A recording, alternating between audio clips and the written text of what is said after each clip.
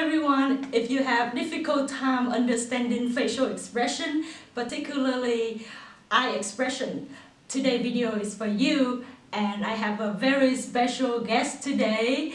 Her name is Mady. Mady is my cutie ex-roommate, and she's gonna graduate this May. She loves reading and drawing. I do. I'm Mady. I'm really excited to help you with some of the vocabulary today. We'll go through some of the words and we'll use examples from Wholes and 700 Sundays. Now, let's get started!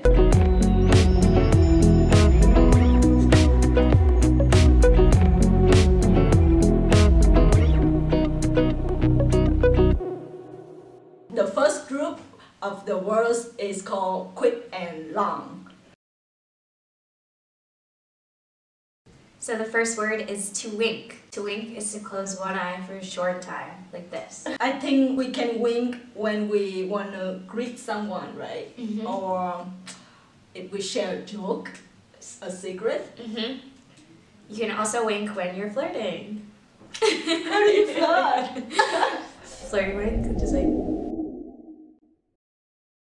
So one example is from the book Wholes, in which they say, "She winked at him. He felt himself blush and turned away."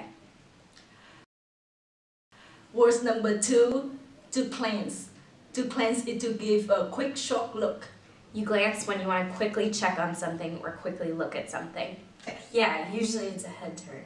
Another example from the book Wholes, using the word glance, is, "He glanced at Zero and Zero's eyes met his. Somehow, they were both still alive, at least for one more second, one more heartbeat." The word number 3 is to stare. So to stare is to look at something for a really long time with your eyes wide open. We usually use stare when you find something really strange. You also stare when you're thinking, surprised, or frightened. One example is, "The next day, Dad took me aside. Billy, Bill." He stared at me for a few seconds, and then he burst out laughing. "You were really funny, but listen, you gotta know your audience, kid. Know your audience." And the last word in this group is to gaze. Am I say correctly? To gaze, yep. To gaze. So to gaze is to look at something or someone for a long time. It's similar to staring, but it has less of a negative meaning and more of a positive meaning. So when you gaze, you can be with this one.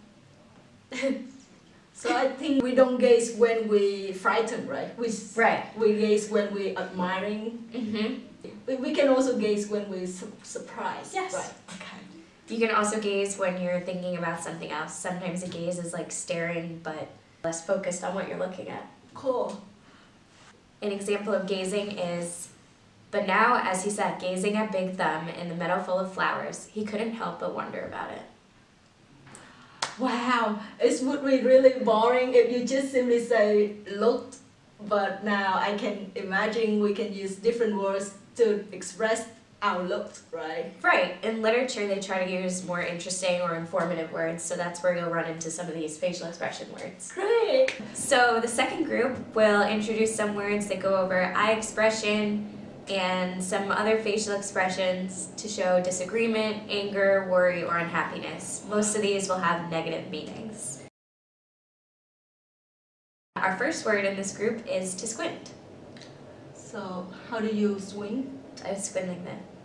Like that? Your example for squinting from the book is, "He glanced up at the cloud, which was close enough to the sun that he had to squint at it." So you swing when you want to see something clearer? So in this case, you're squinting because it's bright. When you look up at a light, you squint.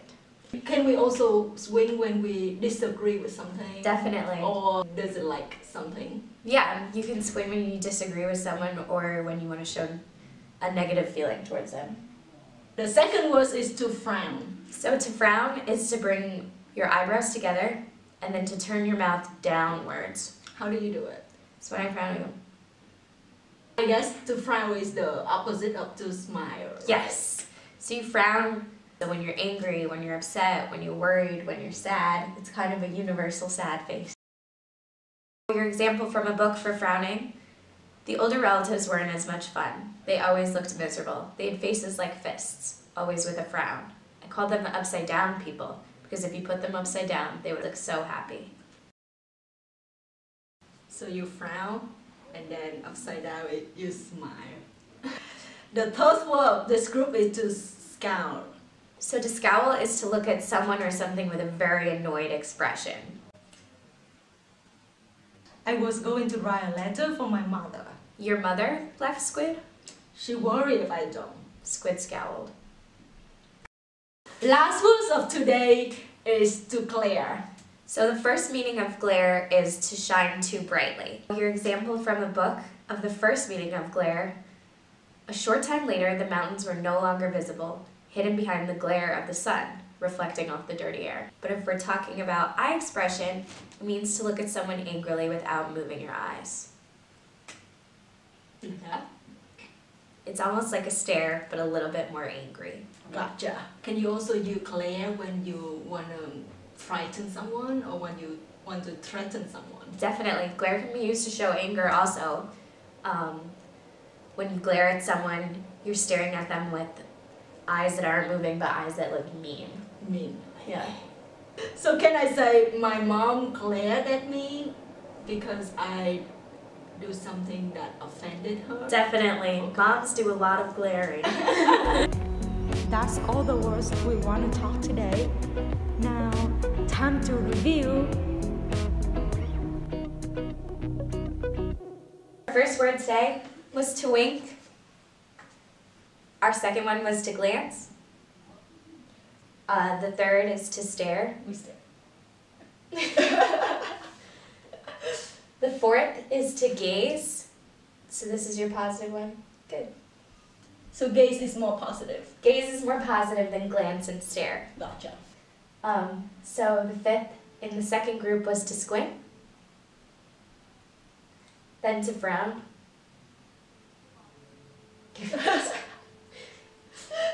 To scowl. And lastly, to glare. What a great glare. Thank you, Mady, for joining me this video. It's really fun, really helpful. If you like this kind of video, let us know, and hopefully you learned something today. Bye. Thank you. I remember when we were roommates, you read a lot of book. Mm-hmm. Are you still reading book recently? Yes, I read a lot of books. One of my favorite books is Tuesdays with Morrie. A lot of people love it, It's right? a great book, yeah. Some of my friends also read Tuesday with Morrie. Oh, it's a great book, yeah. Yeah, so I think it will be my next one then. Exciting.